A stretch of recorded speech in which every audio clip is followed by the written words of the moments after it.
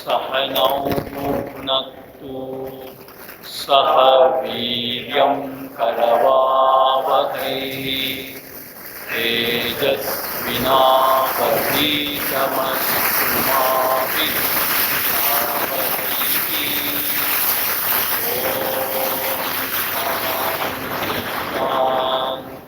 शान्तिः। ब्रह्मानन्दं परमसुखदं केवलं ज्ञानमूर्तिं द्वन्द्वातीतं गगनसदृशं तत्त्वमस्याधिलक्ष्यम् एकं नित्यं विमलमचलं सर्वधी साक्षिभूतं यावातीतं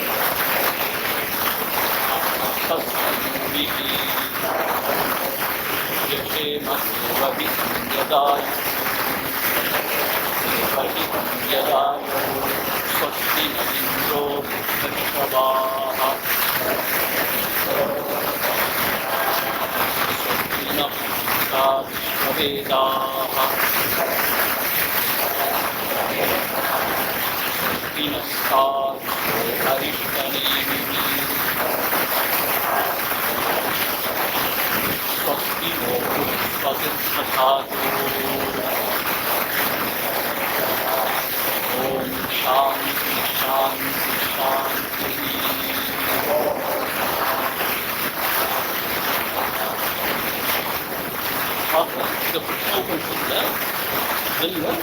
முதல் சாப்டர் பார்த்தோம் நம்ம 6 நல்ல சாதகங்கள், அதாவது புலன்களையும் மனதையும் தன் வசம் வைத்திருக்கும் சாஸ்திரங்கள் எல்லாம் கற்றுணர்ந்த நல்ல சுகமான 6 மாணவர்கள் விஸ்வநாத மகர்ஷி. இவர் இந்த பரபிரம்ம பரமாத்மாவுக்கு உணர்த்துவார் என்று சமிக்மான கையில் சப்தை எடுத்துக்கொண்டு நம்மளுடைய சந்தேகத்தை தெரிந்து இதெல்லாம் கேள்விப்பட்டாங்க. உதாரணத்துக்கு கூட அதான் மறுநீங்க போது சமஸ்கிருதம் கேட்பது சத்பாவம் ஒரு வருஷத்துக்கு பிறகு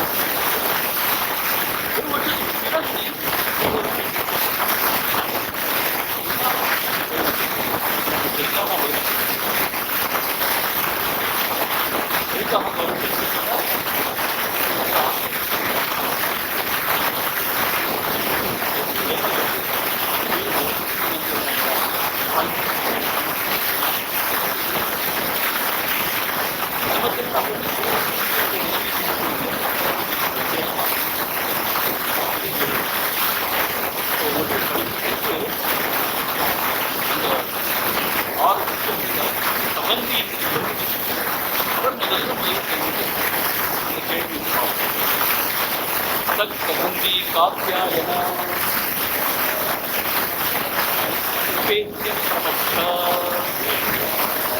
भगवन् सुतो हवा इमाः प्रजाः विधायन्त इति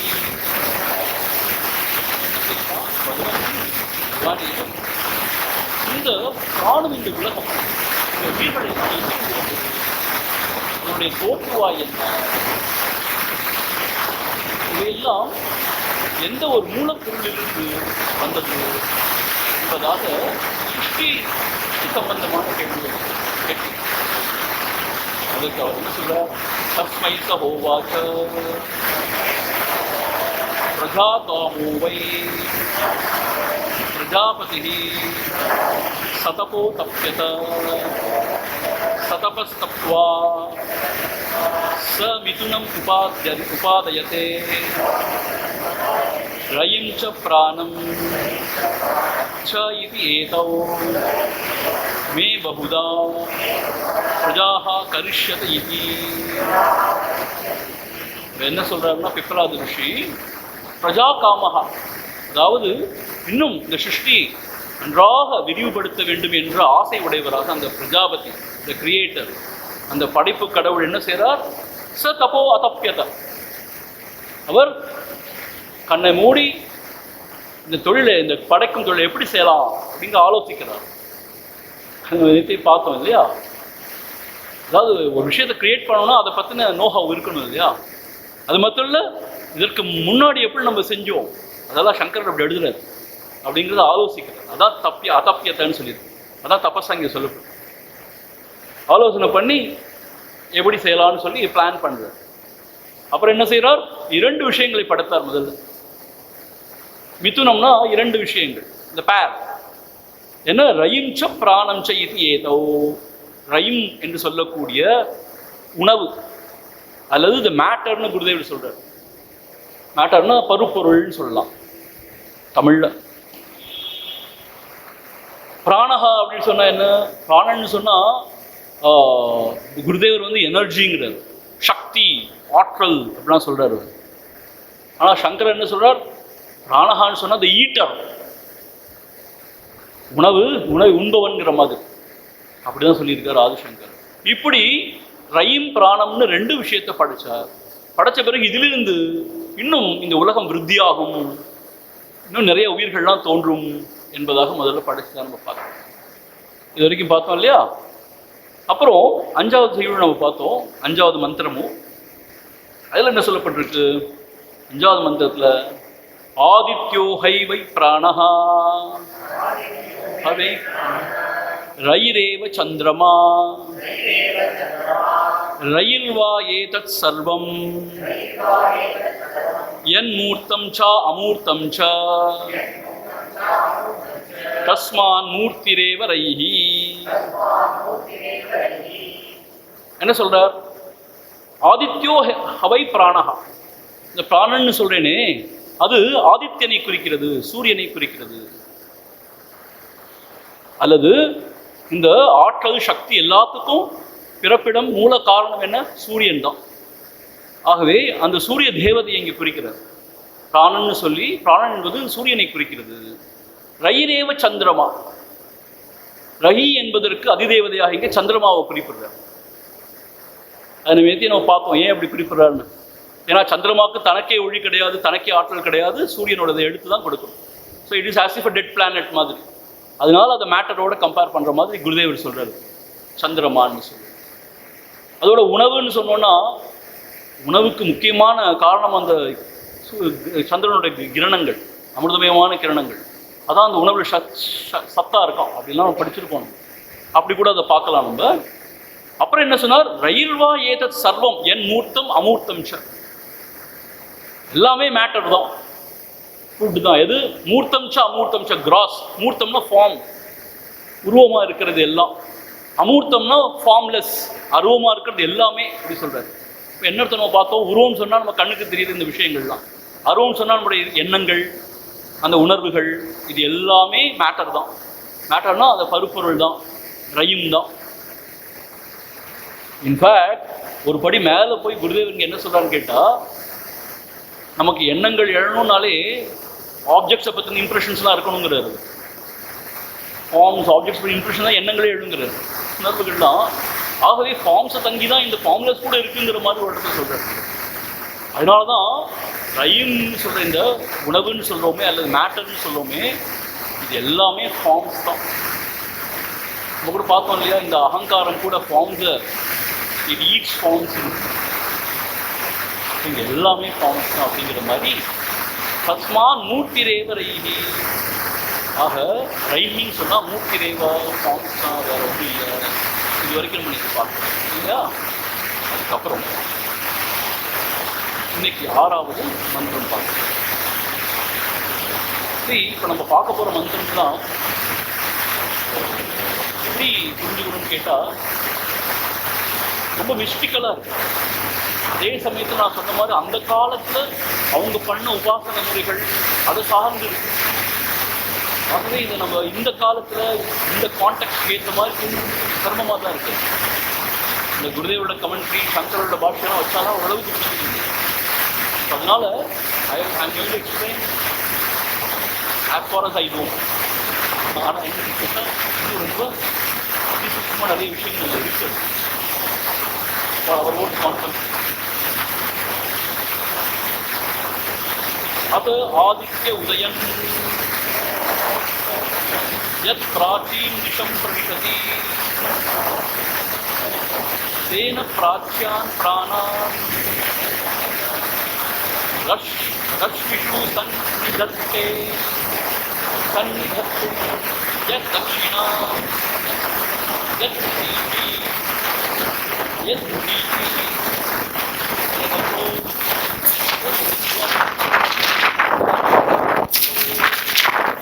யதந்தரா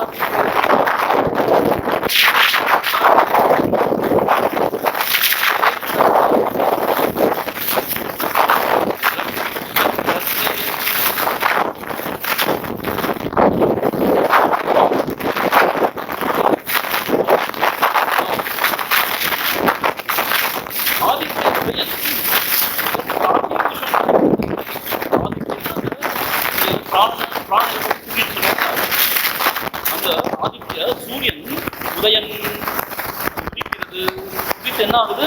பிராச்சீம் திசம் பிரவிசதி. பிராச்சீம் சொல்றதுன்னா ஈஸ்ட், கிழக்கு திசை நோக்கி செல்கிறது, கிழக்கு திசையிலே உதிக்கிறது.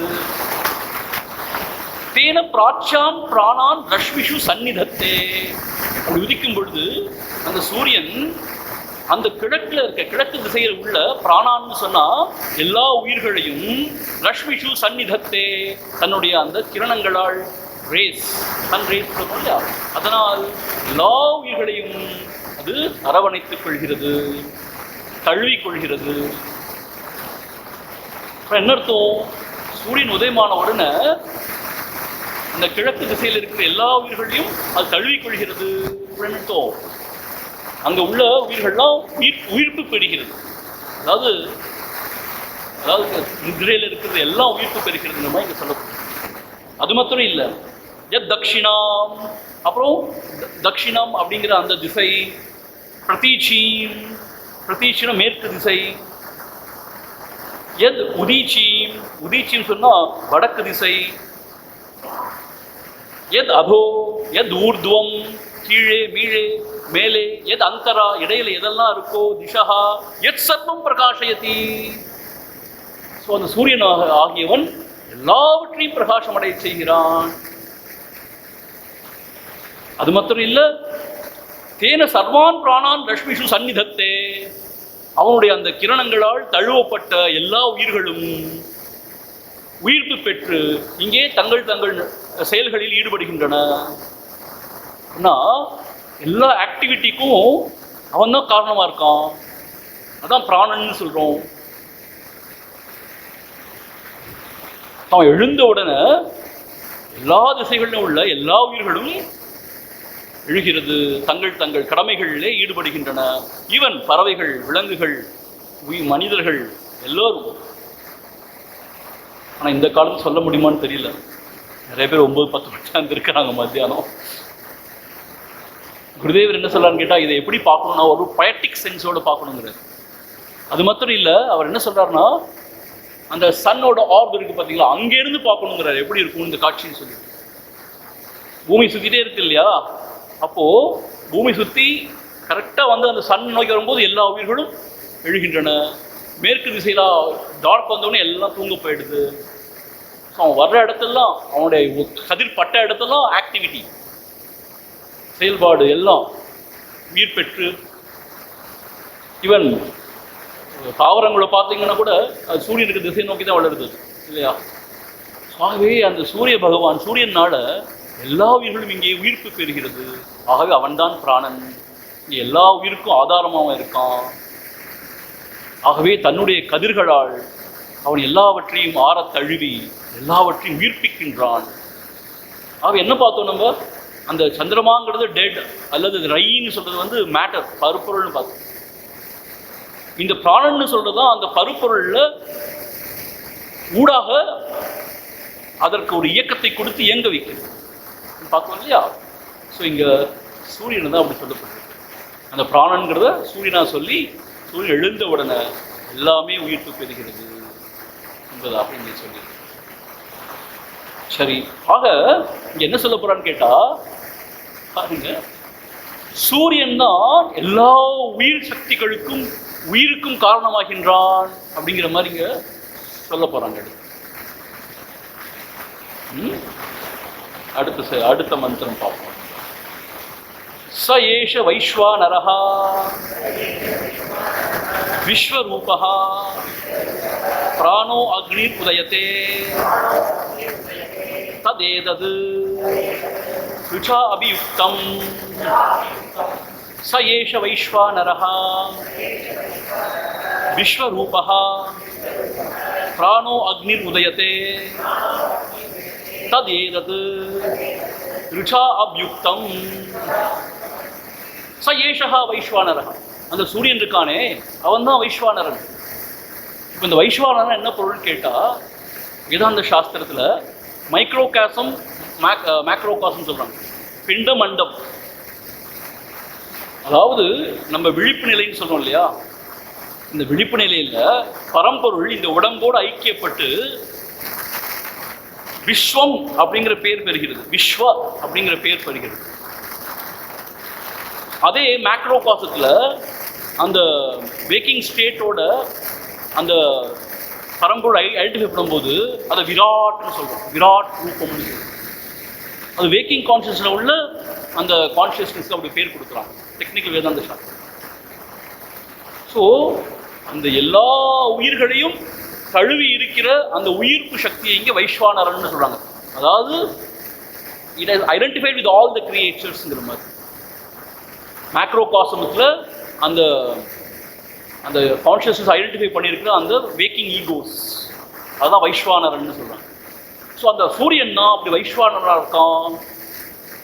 அர்த்தம், இந்த வேக்கிங் ஸ்டேட்டில் இருக்க எல்லா உயிர்களாகவும் அவனே இருக்கிறான். அது மட்டும் இல்லை, விஸ்வரூபகா, எல்லா ஃபார்ம் ஏன் தெரியும் அப்படி சொல்லப்பட்டிருக்கு, ரொம்ப அழகாக சொல்கிறார் குருதேவர். ஏன்னா சூரியன் இல்லாட்டி கண்கள் இருந்தும் ஃபார்ம்ஸு பிரயோஜனம் இல்லை. சூரியனால தான் நம்மளால காட்சியை காண முடியும். ஆகவே அந்த சூரியன் தான் எல்லா ஃபார்ம்ஸுக்கும் ஆதாரம். ஆக விஸ்வரூபகா, அவன் தான் எல்லா ஃபார்ம்ஸாக இருக்கான். ஆக ஜாகிரத அவஸ்தையில் உள்ள எல்லா உயிர்களாகவும் அவன் தான் இருக்கான். ஏன்னா அவன் வந்த உடனே தான் எல்லா உயிர்ப்பு பெறுகிறது. ஆகவே அவனை வைஸ்வானரன்னு சொல்றாங்க. ஜாகிரத அவஸ்தைன்னு வேக்கிங் ஸ்டேட்ல உள்ள எல்லா உயிர்களாகவும் இருக்கான்னு சொல்றாங்க. அதே போல அவனுடைய ஒளினால தான் இங்க எல்லாம் காணப்படுகிறதுங்கிறதுனால அவனை விஸ்வரூபகான்னு சொல்றாங்க. ஆக பிராணஹா அக்னி உதயத்தே, அந்த பிராணன் அக்னியே தான், அக்னி ஸ்வரூபமே தான். அவன் உதிக்கின்றான். உதயத்தே, அவன் உதிக்கும் பொழுது இங்க எல்லாமே உயிர்ப்பு பெறுகிறது அப்படின்னு சொல்லப்படும். இப்போ நம்ம பார்த்தோம், இது ஒரு பிராமண உபனிஷத்து சொல்லிட்டு, அதாவது ஒரு மந்திர உபனிஷத்து விளக்க வந்த ஒரு உபனிஷத்து சொல்லுவோம் இல்லையா, முண்டக்க உபனிஷத்துங்கிற மந்திர உபனிஷத்து. ஆக இங்க ரிஷி என்ன செய்யறாருன்னா, இதை நான் சொல்லலப்பா, இது உபனிஷத்து சொல்லப்பட்டிருக்குன்னு சொல்லிட்டு ஒரு கோட் பண்றாரு. அதாவது ஒரு வேத மந்திரத்தை இங்கே கோட் பண்றாரு. அதான் இங்க சொல்லப்பட்டிருக்கு. தத் ஏதத் ரிஷா அபியுக்தம், இப்படித்தான் சொல்லப்பட்டிருக்கு வேத மந்திரங்கள்ல கூட. அந்த ரிஷான்னா அதான் ரிக்வேத மந்திரங்களும் இப்படிதான் சொல்லப்பட்டிருக்குது அப்படின்னு ஒரு வேத மந்திரத்தை அடுத்து கோட் பண்றாரு. ஸோ இப்போ என்ன பார்த்துட்டு வந்தோம், முதல்ல ரைங்கிற பருப்பொருள் அல்லது உணவு படிச்சார். பிராணன் அப்படின்னு சொல்ற அந்த எனர்ஜி அல்லது சக்தி, ஆற்றல், இதை படிச்சார். இது ரெண்டும் சேர்த்து இந்த உலகத்தை தோற்றுவிக்க போகுதுன்னு சொன்னார். அப்புறம் பார்த்தோம், அந்த ரைன்னு சொல்ற அந்த பருப்பொருள் தான் எல்லாமேன்னு பார்த்தோம். மூர்த்தம் அமூர்த்தம்னு பார்த்தோம், ஃபார்ம்லெஸ்ன்னு பார்த்தோம் இல்லையா. ஆகவே ஃபார்ம்ஸ் எல்லாம் அப்படின்னு பார்த்தோம். அப்புறம் இந்த பிராணன்னு சொல்லக்கூடிய இந்த சூரிய தேவன் இருக்கானே, அவன் உதிச்ச பிறகுதான் இங்க எல்லா உயிர்ப்பு பெறுகிறது அப்படிங்கிறதுனால அவன் தான் எல்லா சக்திக்கும் எல்லா ஆற்றலுக்கும் ஆதாரம்னு பார்த்தோம். அவன் தான் வைஸ்வானரன், அவன் தான் விஸ்வரூபன். ஸோ இங்கே ரொம்ப கிளியரா அந்த ரையும் பிராணங்கிறது என்னங்கிறத டிஃபைன் பண்றது.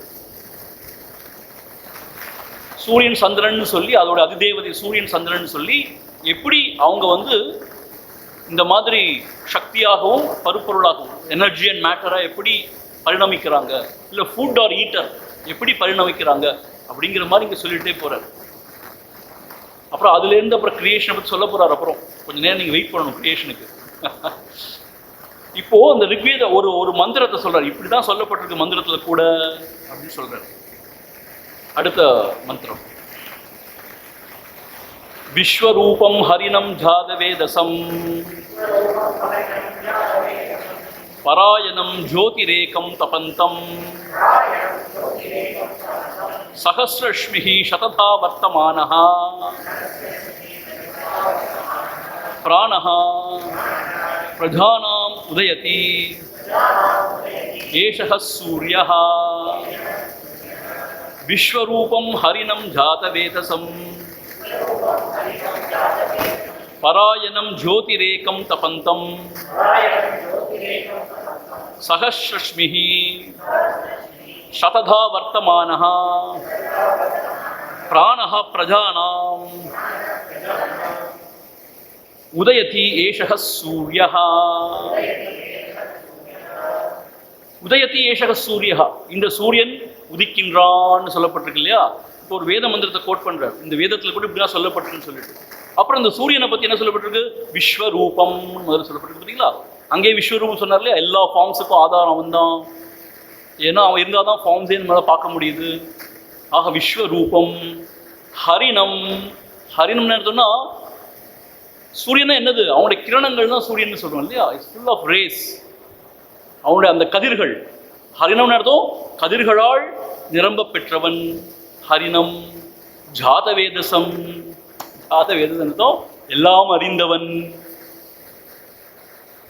நேற்று கூட பார்த்தோம் பூஷகான்னு சொல்லி, பூஷன்னு பார்த்தோம். ஸ்வஸ்தி ஸ்வஸ்தின பூஷக விஸ்வவேதாகான்னு பார்த்தோம். எல்லாம் அறிந்தவன். ஏன் அப்படின்னு கேட்டா எல்லாத்துக்கும் சாட்சியா இருக்கான் இல்லையா, அதனால சூரியநாராயணுக்கு அப்படி ஒரு பேர் இருக்கு. எல்லாம் அறிந்தவன், ஜாதவேதசம். பராயணம், த கோல், சி இப்போ நம்ம இதில் ஷண்மதம்னு சொல்கிறோம் இல்லையா, அதில் ஒரு முக்கியமான மதம் என்னென்னா சூரிய நாராயண வர்ஷிப் ஹோல்ஸ். அது என்ன சொல்லுவாங்க, சௌமாரம்னு சொல்லுவாங்க நினைக்கிறேன். சௌமாரம் சூரிய நாராயண பகவானை வழிபடுற அந்த ஒரு மதத்துக்கு பேர். ஆக இங்கே பாராயணம்னா ஹீ இஸ் த கோல், அவன் தான் ஃபைனல், அந்த இலக்கு. ஜோதிரேக்கம் தபந்தம், ஹீ இஸ் ஒன் லைட். ஜோதிரேக்கம், ஒரே ஒளிமயமாக இருக்கின்றான். தபந்தம், இங்கே வெப்பத்துக்கெல்லாம் அதிபதியா இருக்கான். சகசிரஷ்மிகி சததா வர்த்தமானஹா, சகசிரஷ்மினா 1000 கதிர்களோடு நூற்றுக்கணக்கான உருவங்களாக இங்கே அவன்தான் மிளிர்கின்றான். பிராணக பிரஜானாம், இந்த உயிர்களுக்கெல்லாம் பிராணசக்தியாக இருக்கின்றான். அப்படிப்பட்ட அந்த சூரியன் உதிக்கின்றான் என்று ஒரு வேத மந்திரம் சொல்லியிருக்கு. அப்படியே அந்த வேத மந்திரத்தை கோட் பண்ற. இது பிராமண உபனிஷதா இருக்கிறதுனால அதுக்கு ஒரு சப்போர்ட் தேவைப்படுது. ஆக ஒரு உபநிஷத்துலேருந்து எடுத்து இங்கே கோட் பண்ணுறாரு. ரிக் மந்திரத்தை ஒன்று எடுத்து கோட் பண்ணுறாரு. இப்படி கூட சொல்லியிருக்கு பார்த்தீங்களா அப்படின்னு பிப்பலாத ரிஷி. குருதேவ் என்ன கமெண்ட்ல சொல்கிறாரு தெரியுமா, த ஆரியன் மைண்ட்ஸ், எவ்வளோ பெரிய ஆச்சாரியா இருந்தாலும் தானே தன்னுடைய புத்தியிலே தோன்றா சொன்னால் ஏற்றுக்கவே மாட்டாங்க. அதை ரிஷிகள் சொல்லியிருக்காங்களா, வேதம் சொல்லியிருக்கா, வேதத்துடைய ஒரு என்ன சொல்றது, ஒரு முத்திரை இருக்கா, வேத பிரமாணம் இருக்கா, அப்போதான் ஏற்றுப்பாங்க. யார் சொன்னா, ஏன்னா வேதம் நம்ம பார்த்தோம், அதாவது பகவானே உணர்த்தினதுன்னு பார்த்தோம், இன்டியூட்டிவ் மைண்டில் உதித்ததுன்னு பார்த்தோம் இல்லையா. ஸோ ஆக பிப்பலாத மகரிஷி சொல்லிட்டு வரும்போது அந்த கபந்திங்கிற ஸ்டூடெண்ட் ஒரு மாதிரி பார்த்தாங்க சந்தேக கண்ணோட, இவர் என்ன சொல்றாரு அப்படின்னு. உடனே பிப்பலாத சொன்ன, நான் சொல்லப்பா, இந்த வேதம் கூட சொல்லியிருக்கு பாத்தியா அப்படின்னு சொல்றாராம். அப்படின்னு சொல்லிட்டு குருதேவர் சொல்றாரு. இப்போ நியோ ஆச்சாரியாஸ் நிறைய பேர் என்னென்னமோ சொல்றாங்க, நாங்கள் தோன்றதெல்லாம் சொல்றாங்க நிறைய பேர். ஆனால் ரொம்ப பியூட்டிஃபுல்லாக எடுத்து சொல்றதுனால எல்லாரும் ஆன்னு இருக்காங்க. ஆனால் ட்ரெடிஷ்னல் வேதாந்திஸ், அந்த சாஸ்திரோக்தமாக வர்றவங்க எல்லாம் வேதத்தை பிரமாணமாக தான் ஏற்றுப்பாங்களே ஒழிய யார் என்ன சொன்னாலும் எவ்வளோ அற்புதமாக சொன்னால் ஏற்றுக்கிறது இல்லை. ஆக்சுவலாக நம்ம சனாதன தர்மத்தில் அவ்வளோ ஒரு மதிப்பு கொடுத்து வச்சுருக்கோம் இந்த வேதத்தை. அதனால் பிப்பலாத ரிஷியே என்ன செய்கிறார், ஒரு வேத மந்திரத்தை கோட் பண்ணுறார்.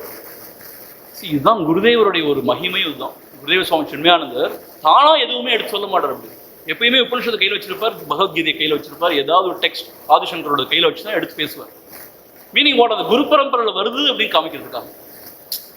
It has got a great significance. குரு பரம்பரையில் வர்றதுனால அது ஆத்தென்டிக் நாலேஜ். சக்கரர் போல பெரிய ஆச்சாரியர்களுக்கு பாஷ்யம் எழுதியிருக்காரு பார்த்தீங்களா, இதுதான் சொல்லப்பட்டு.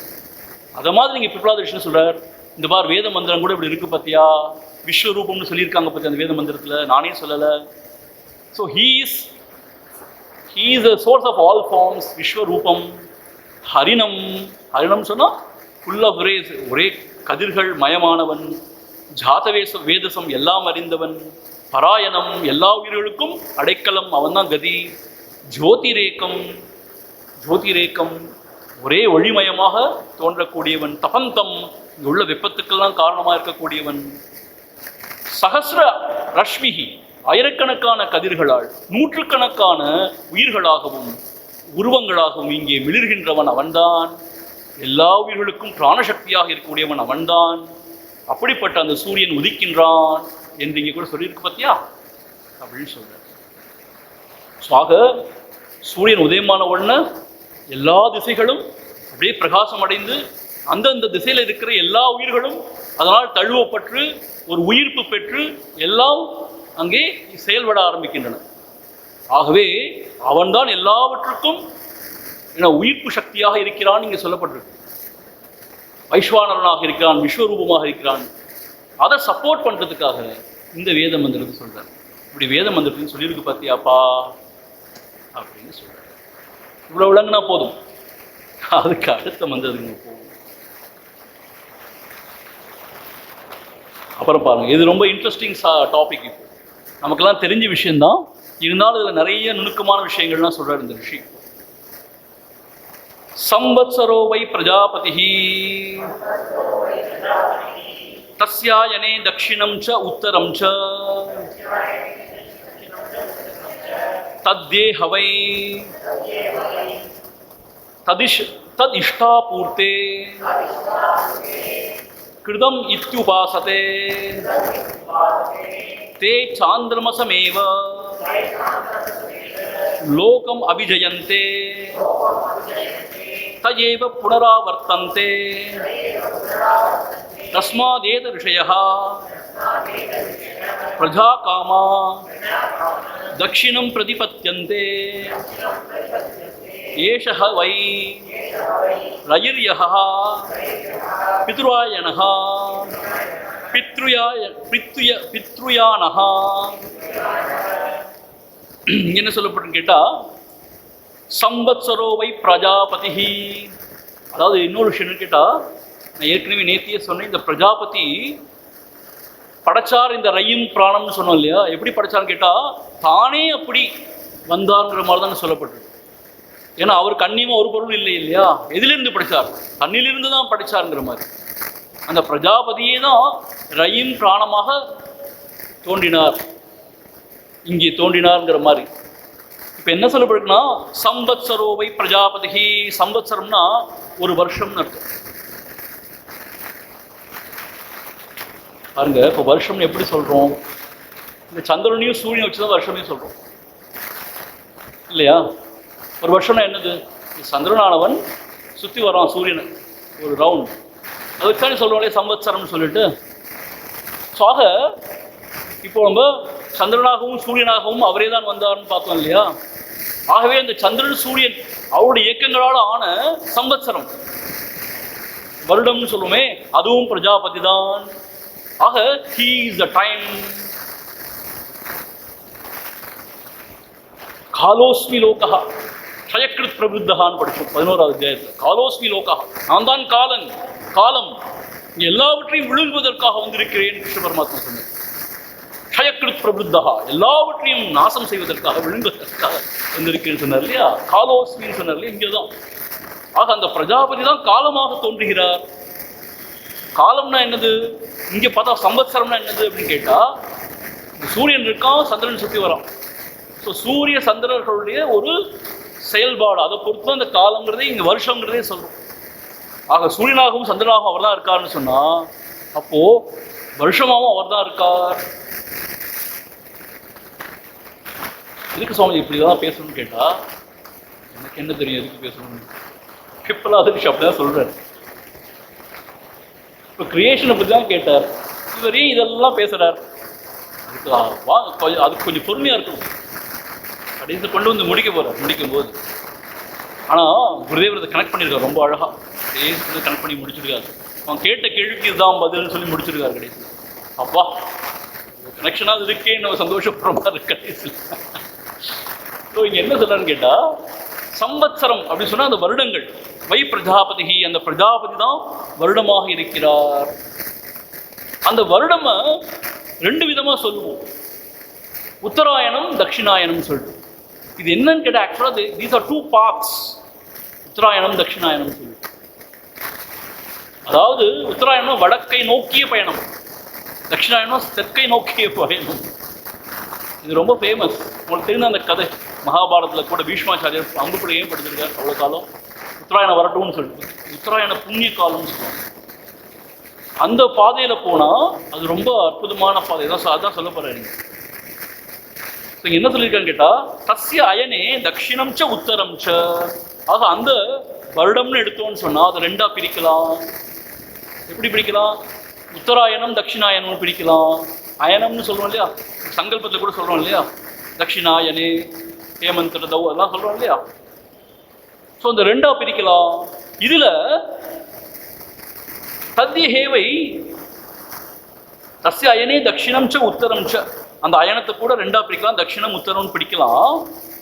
இதில் உத்தரம்னு சொல்லக்கூடியது சூரியன், சூரியலோகத்தை அடையிறதுக்கு பிரைட் பாத் அப்படின்னா சொல்லுவாங்க. அதே இது தட்சிணம்னு சொல்றது, தட்சிணாயனம்னு சொல்லக்கூடியது it's moon, the path leading towards moon, smoky path அப்படிலாம் கூட சொல்லுவாங்க. இப்படி ரெண்டு பாத் இருக்கு. அதுதான் இங்க சொல்ல போறாரு. தத்ய ஹேவை தத் இஷ்டாபூர்த்தே கிருதம் இத்தி உபாசத்தே. இப்போ என்னத்துன்னு கேட்டா, இங்க ரெண்டு வார்த்தை சொல்லப்பட்டிருக்கு. இஷ்டாபூர்த்தேன்னு சொல்லப்பட்டிருக்கு, கிருதம் இத்தி உபாசத்தே. இஷ்டா அப்படின்னு சொன்னா வேதத்துல சொல்லப்பட்டிருக்கிற சில காரியங்கள் இருக்கும், அது இஷ்டம்னு சொல்றாங்க. பூர்த்தம்னு சொன்னா என்னன்னு கேட்டா இந்த ஸ்மிருதி கிரந்தம் மனுஸ்மிருத்தின்னா சொல்றோம், அதுல சொல்லப்பட்டிருக்கிற சில விஷயம்.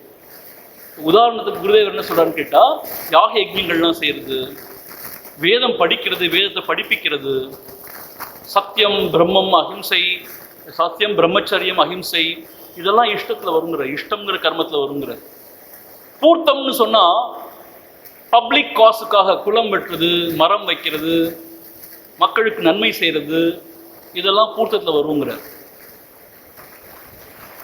ஆக இந்த ரெண்டு வழியில போறதுக்காகத்தான், ஏதோ ஒரு வழியில போறதுக்காக தான் இஷ்டம் பூர்த்தம்ங்கிற கர்மங்கள் எல்லாம் இங்கே மனிதர்கள் செய்து கொண்டிருக்கிறார்கள். அதுல என்ன சொல்றான்னு கேட்டா தே சாந்திரமசமேவ லோகம் அபிஜயந்தே. இதுல பூர்த்தம்ங்கிற விஷயம் இருக்கு இல்லையா, அதாவது உலக நன்மைக்காக சேவை செய்யறேன்னு செய்யறாங்க இல்லையா, குளம் வெட்டுறது, அது பண்றது, சமூக சேவையெல்லாம் செய்யறாங்க இல்லையா, அதை பூர்த்தம்னு சொல்றோம் இல்லையா.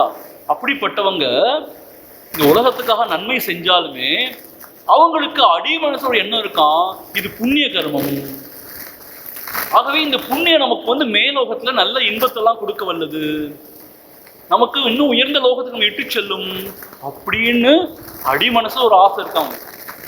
இந்த காலத்துல நம்ம இந்த சொர்க்க நரகத்தை நம்ப மாட்டேங்கிறோம், அந்த காலத்துல ரொம்ப நம்பிக்கை இருந்துச்சு. பாவம் செஞ்சா நரகத்துல போய் உழலுவோம், புண்ணியம் செஞ்சா சொர்க்கத்துக்கு போவோம். ஆக தர்ம காரியங்களை ஏன் செஞ்சாங்கன்னு கேட்டா இங்கெல்லாம் அனுபவிச்சாச்சு, இனி என்ன ஆகுமோ தெரியாது. சாஸ்திரம் என்ன சொல்லுது, நல்ல புண்ணியம் செஞ்சா மேலோகத்துல போய் இன்பத்தை அனுபவிக்கலாம்னு சொல்லுது. ஆகவே ரகசியமாக ஆழ் மனசுல என்ன நல்லதுதான் செய்யறாங்க, அது நல்லதுதான், ரொம்ப கெடுதல் செய்யல, அவங்க நல்ல காரியம் தான் செய்யறாங்க. ஆனா ஆசை என்ன இருக்கு, தனக்கு புண்ணியம் கிடைக்கும், ஆக மேலோகத்துல போய் இன்னும் இன்பத்தை அனுபவிக்கலாங்கிற ஒரு ஆசை இருக்கு பாத்தீங்களா. அப்படிப்பட்டவங்க இந்த தட்சிணாயனேன்னு சொல்ற அந்த பாத்துல போவாங்க. It leads to the moon, அந்த சந்திரமாக்கு போகக்கூடிய அந்த பாதை, அதை தாண்டி இருக்கக்கூடிய பித்ருலோகத்துக்கு போவார்கள்.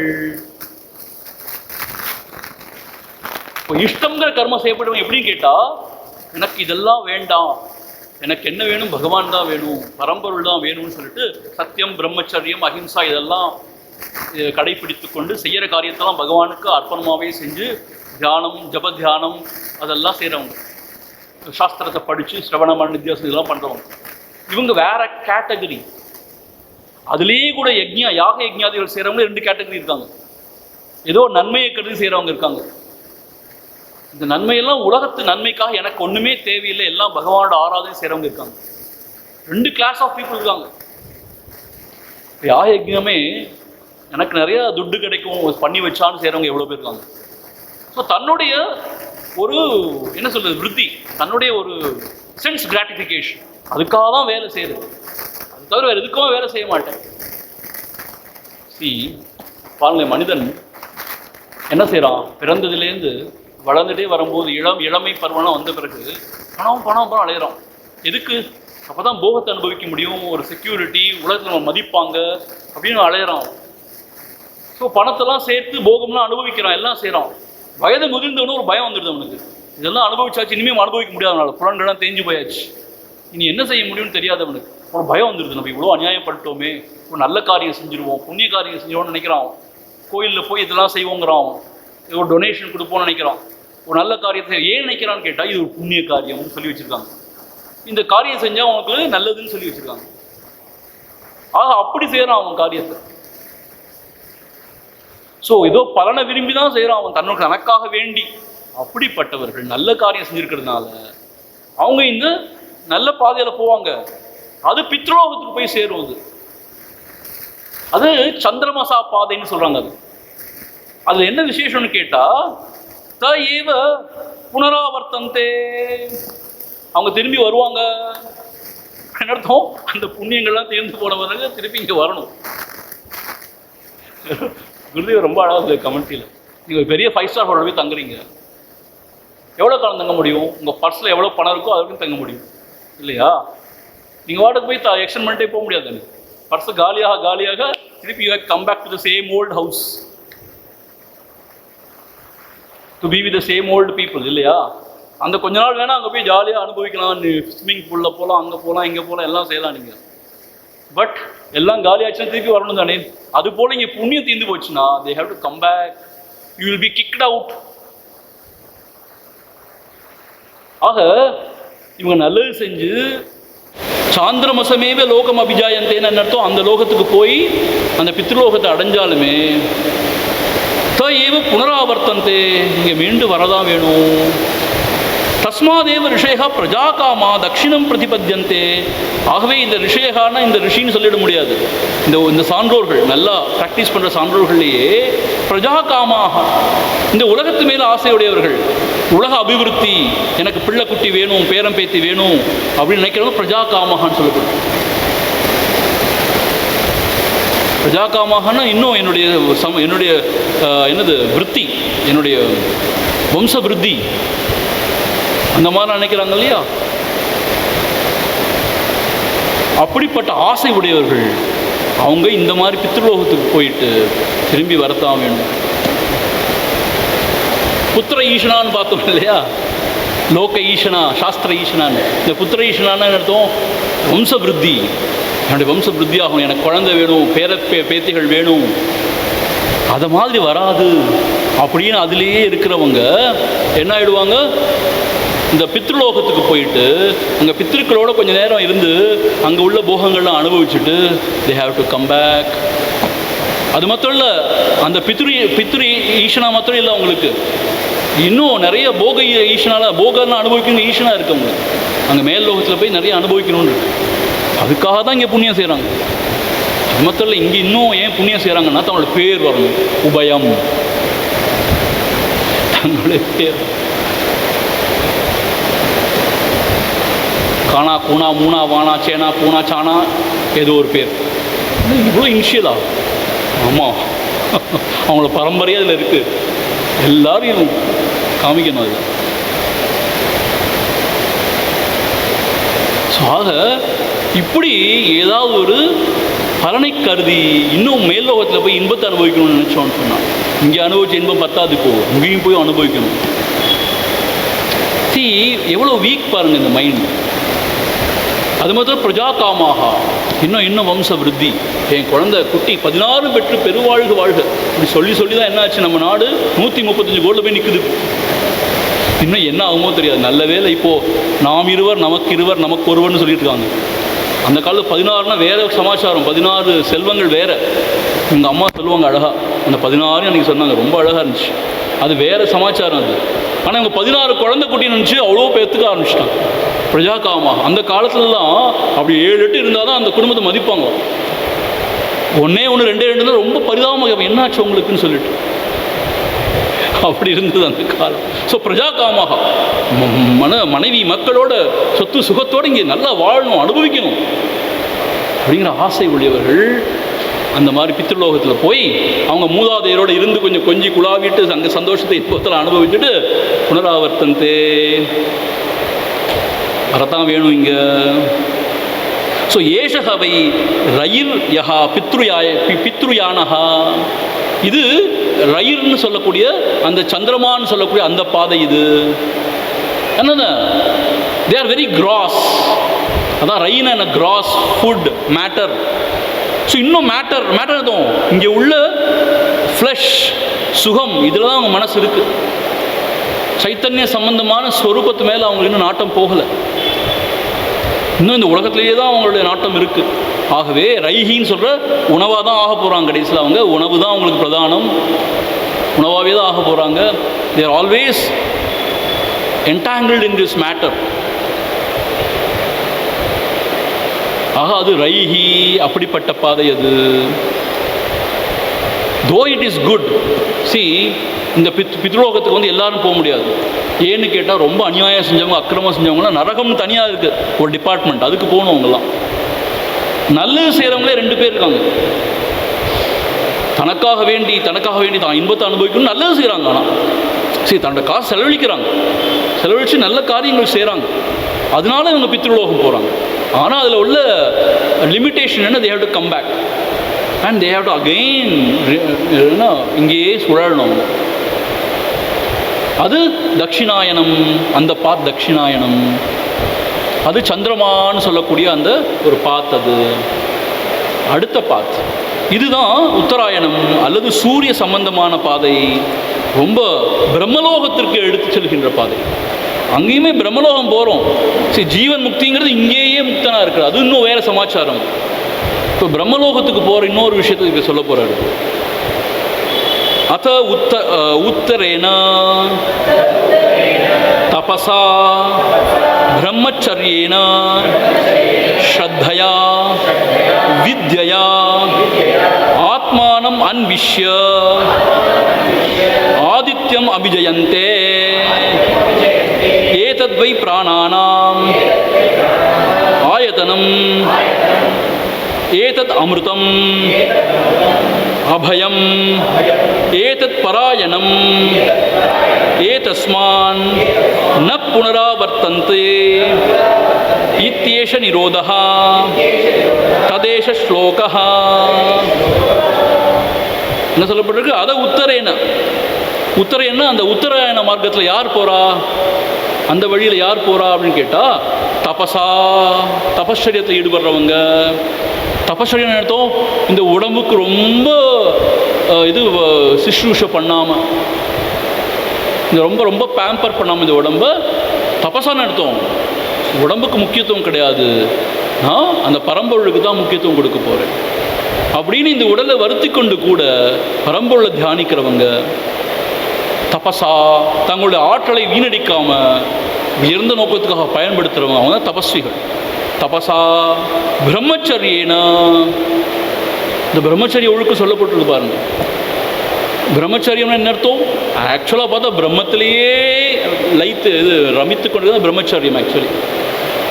ஆனால் இங்கே எப்படி சொல்லப்பட்டிருக்குன்னா, பிரம்மச்சரியன்னு சொன்னால் அதீத புலன்மன் குறித்து ஈடுபடாதவர்கள், கட்டுப்பாடுடையவர்கள், தன்னுடைய புலன்களை தன் வசத்தில் வைத்திருக்கக்கூடியவர்கள், தன்னுடைய புலனையும் மனபுத்தியும் தன்னுடைய வசத்தில் வைத்திருக்கக்கூடியவர்கள். அங்கே தான் பிரம்மச்சரியன்னு போட்டிருக்கு. அப்போ கிரகஸ்தர்களுக்கு இது கிடையாதா சுவாமிஜின்னு கேட்டால், கிரகஸ்தர்களுக்குமே ஒரு அளவான முறையான கட்டுப்பாடு கொண்ட கூடிய போகத்தை பிரம்மச்சரியம் தான் சொல்கிறாங்க. அது பின்னாடி சொல்ல போகிற அதையும் பார்ப்போம். நம்ம எல்லாமே இதில் சொல்லியிருக்காரு இந்த இதில் ஃபஸ்ட் சாப்டரில். ஸோ அப்படிப்பட்ட பிரம்மச்சரிய விரதத்தை அனுஷ்டிப்பவர்கள்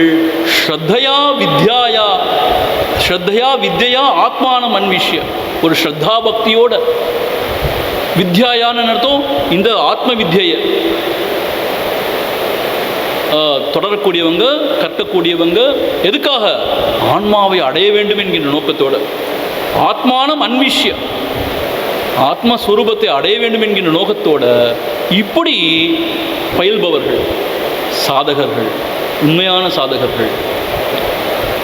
இனாஃப் இஸ் இனாஃப், இந்த உலக விவகாரம்லாம் வேண்டாம், எனக்கு இந்த பரம்பொருள் தான் வேணும்னு சொல்லி தன்னுடைய நன்மை தன்னுடைய சுகம் அப்படின்னு செயல்படாமல் லோக கல்யாணம் லோகக்ஷேமத்துக்காக செயல்பட்டு கொண்டு தபஸ்சரியத்தோட பிரம்மச்சரியத்தோட ஸ்ரத்தா பக்தியோடு இந்த ஞானத்தை பயின்று கொண்டு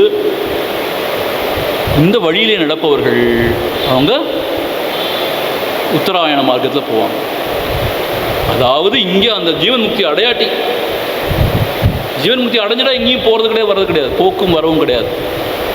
ஜீவன் முக்தி அடையாத போது இப்படி தபஸ் செஞ்சுக்கிட்டே இருக்கும்போது இந்த மாதிரி சாஸ்திரங்கள்லாம் படித்து அதை மரணம் பண்ணிருக்கும் போது வயசாகி இல்லை நோய் நொடி வந்து இறந்து போயிட்டா அப்போது அவங்க வீண் போக மாட்டாங்க. அவங்க இந்த மாதிரி கிரமமுக்தின்னு சொல்லப்படும். கிரமமுக்தின்னு என்னன்னு கேட்டால், இங்கே சொல்லப்படுறது இந்த உத்தராயணத்தில் போய் அந்த மார்க்கத்தில் போய் இந்த சூரியலோகத்தெல்லாம் தாண்டி இந்த பிரம்மலோகத்தில் போய் சேருவாங்கன்னு கிரமமுக்தியை பற்றி சொல்லப்பட்டு. சரி, இதெல்லாம் சாஸ்திரம் சொல்கிற விஷயங்கள். இதுக்கெல்லாம் ஆதாரம் இருக்கா அப்படின்னு கேட்டால், நான் சொல்கிறேன், இந்த உலகங்கிறது பிரபஞ்சங்கிறது எவ்வளவோ பெருசு. மில்கி வே, கேலக்ஸி, என்னமெல்லாம் சொல்கிறாங்க, எவ்வளவோ கேலக்ஸி இருக்குங்கிறாங்க. லைட் இயர்னு உங்களுக்கு தெரியுமா என்னென்னு? மை காட், நம்பவே முடியாது. லைட் ஒரு வருஷம் ட்ராவல் பண்ணால் எவ்வளோ டிஸ்டன்ஸ்? 9 × 10⁸ மீட்டர்/செகண்ட் லைட், அதோடைய ஸ்பீட். அவ்வளோ ஸ்பீடில் வர லைட் ஒரு வருஷம் ட்ராவல் பண்ணால் எவ்வளோ தூரம்? அதை மாதிரி எவ்வளவோ இயர்ஸ், அப்படியெல்லாம் டிஸ்டன்ஸ் இருக்குது. நம்மலாம் டெலஸ்கோப்போ எந்த ஸ்கோப்போ போய் அரேஞ்ச் பண்ண முடியாது, எவ்வளோ இருக்குது. ஸோ நமக்கு எல்லாம் தெரியாது. ஆக்சுவலாக இருக்கலாம், யார் சொல்ல முடியும் இருக்க முடியாதுன்னு? அதெல்லாம் கட்டுக்கதை சுவாமி. கட்டுக்கதை ஈஸியாக சொல்லிடலாம், ஆனால் கட்டுக்கதை சொல்கிறதுக்குமே உனக்கு தெரியுமா? அதான் விஷயம். ஆக இப்படி சொல்லப்பட்டிருக்கு சாஸ்திரம். பிரம்மலோகம்னு ஒரு லோகம் சொல்லப்பட்டிருக்கு. அங்கே என்ன சுவாமிஜின்னு கேட்டால், பிரம்மாஜி த கிரியேட்டர், அவர் தான் அங்கே ஆச்சாரியராக இருப்பாராம். இருந்து இந்த சாஸ்திரர் சொல்லுவாராம், அங்கே தியானம் பண்ணுறதுக்கு ஏற்ற சூழ்நிலை இருக்குமா. அங்கே போகம்லாம் கிடையாது, அங்கே யோகம்தான். அப்படிப்பட்ட ஒரு சூழல். எல்லாருமே ரொம்ப அற்புதமான சாதகர்கள் தான். அங்கே காம குரோதாதி தோஷம்லாம் கிடையாது. எவ்வளோ அற்புதமாக இருக்குது பாருங்க கேட்கவே. அங்கே உங்களோட மெயின் தொழில் என்னன்னு கேட்டால் சாஸ்திரத்தை கற்று அதை தியானம் பண்ணி அங்கே இருந்து பிரம்மாஜி எப்போ அடையிறாரோ அப்போ எல்லாரும் சேர்ந்து அடைவாங்கன்னு சொல்லப்பட்டிருக்கு. அது கிரமமுக்தின்னு சொல்லப்பட்டிருக்கு. அதாவது பிரளய காலத்தில் அவரோட சேர்ந்து எல்லாரும் they attain that supreme. அது வரைக்கும் ரொம்ப ஆனந்தமாகவும் அமைதியாகவும் நல்லா இருப்பாங்கங்கிற மாதிரி சொல்லப்பட்டிருக்கு. ஸோ அப்படிப்பட்ட பாதையில் அவங்க போவாங்க. ஏதத்வை பிராணானாம் ஆயத்தனம், இதுதான் எல்லா உயிர்களுடைய கடைசி கதி. ஆயத்தனம் கடைசி லட்சியமாக இருக்கணும். அந்த மாதிரி ஒரு உயர்ந்த நிலையை அடையிறது தான் லட்சியமாக இருக்கணும். ஏதத் அமிர்தம். அமிர்தம் என்னத்தோ திரும்பி வரமாட்டாங்க. பிறப்பு இறப்பு மறுபிறப்புலாம் கிடையாது. அங்கே அமிர்தம், இம்மார்டல். அங்கே அழிவு கிடையாது, மீண்டும் பிறந்து வர்றது கிடையாது. அதான் அமிர்தம்னு சொல்லப்பட்டிருக்கு. அபயம், அங்கே பயம் கிடையாது. அங்கே எந்த பயமும் கிடையாது. அபயம் ஏதது பராயணம். பராயணம் சுப்ரீம் இது அபோர்ட் பராயணம். ஏதஸ்மான் ந புனராவர்த்தந்தே, திரும்பி வர்றது கிடையாது. அவங்க அங்கே போனது பிறகு அவங்க திரும்பி வர்றது கிடையாது. அவங்க மோட்ச நிலையை தான் அடையிறாங்க. அவங்க இதியேஷ நிரோதா, that is the end of seeking. நிரோதா ததேஷ ஸ்லோகா. இதை சொல்றதுக்கு இன்னொரு ஸ்லோகம் இருக்கு. என்ன அர்த்தம்? இது பிராமண உபனிஷத்துனால இன்னொரு மந்திரத்தை சொல்ல போறார், கோட் பண்ண போறார். இப்படி சொல்லப்பட்டிருக்குன்னு கோட் பண்ண போறார். ஆனால் அந்த மந்திரத்தை படித்தா அது ரொம்ப மிஸ்டிக்கலாக இருக்குது. இப்போ நம்ம படித்ததுக்கும் அதுக்கும் சம்மந்தமே இல்லையா அப்படிங்கிற மாதிரி ரொம்ப ஆச்சரியமாக இருக்குது. அப்புறம் அதுக்கு ஏதோ சம்மந்தத்தை உண்டாக்கி அதை பற்றி ஏதோ சொல்ல வேண்டியிருக்கு. Maybe something mystical which we cannot அண்டர்ஸ்டாண்டாக கூட இருக்கலாம். ஆனால் அடுத்து இதுக்கு கூட ஒரு ஸ்லோகம் சொல்லப்பட்டிருக்கு. எதுக்கு? இந்த ரெண்டு பாத், தட்சிணாயனம் உத்தராயணம். தட்சிணாயங்கிறது இந்த சந்திரமாவை அடையக்கூடிய பாதை, அதாவது பித்ருக்கலோகத்துக்கு செல்லக்கூடிய பாதை. உத்தராயணம்ங்கிறது சூரிய லோகத்துக்கு போய் அங்கேருந்து பிரம்மலோகம். இது திரும்பி வரணும், அது அங்கேயே போய் அப்படியே அது முக்தி தான். அது இது ஆசை உள்ளவர்கள், இன்னும் ஆசை உள்ளவர்களுக்கான பாதை. அது ஆசை அற்றவர்கள், ஆன்மஸ்வரூபத்தை நாடுபவர்களுக்கான உயர்ந்த பாதை. இதெல்லாம் சொல்லிட்டு இது நான் சொல்லலை, இது வேதத்தில் சொல்லப்பட்டிருக்கு அப்படின்னு அடுத்த ஸ்லோகத்தில் சொல்லப்படுது. ஆகவே நீங்கள் ஜாக்கிரதையாக இருக்கணும். உங்களுக்கு என்ன வேணுங்கிறது. இப்போது ஆசை வயப்பட்டு நம்ம தர்ம காரியம் செய்யும்போது இது ஒரு புண்ணியம், எனக்கு இதனால் நன்மை கிடைக்கும்னு செஞ்சோன்னா அது கடைசியில் நம்மளுக்கு போய் டெம்பரரி ஸ்டேட்டு தான் கொடுக்க போகுது, ஹாப்பினஸ் தான். ஆனால் இது எந்த பயனையும் கருதாமல் இறைவனுடைய ஆராதனையாக செய்கிறேன், என்னுடைய சித்த சுத்திக்காக செய்கிறேன், இது என்னை உயர்த்தும். தபஸ்சரியம், பிரம்மச்சரியம், ஸ்ரத்தா பக்தியோடு இந்த சாஸ்திரத்தை படிக்கிறது, அதை தியானம் பண்ணுறது, ஸ்ரவணமான நிதித்தியாசனம், இப்படி இருந்தால் தான் நம்ம உயர்ந்த நிலையை அடைய முடியும். இது ரொம்ப கிளியராக இந்த ரெண்டுல காமிச்சிருக்காங்க. எப்படி ஆரம்பிச்சிருக்காங்க? அந்த பிரஜாபதி தான் சம்பத்சரமாக வந்தார் சொன்னாங்க. சம்பத்சரம்னா இயர், வருடங்களாக வந்தார், வருடம்ங்கிற மாதிரி வந்திருக்காருன்னு சொல்கிறாங்க இல்லையா? அந்த வருடங்கிறது தட்சிணாயனம் உத்தராயணம்னு சொல்லியிருக்கு.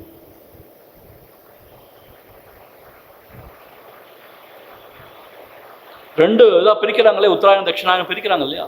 இந்த சன்னோட மூமெண்ட்டை வச்சு சொல்லி அந்தந்த பாதையில் போகிறவங்களுக்கு என்ன பயன் அப்படிங்கிறதுலாம் இங்கே சொல்லப்படும். இதுக்கு ஒரு ஸ்லோகம் கூட இருக்கு. இந்த ஸ்லோகம் பஞ்சபாதம் பிதரம் துவாதசாகிருதிம் திவ ஆஹுஹு பரே அர்த்தே புரீஷினம்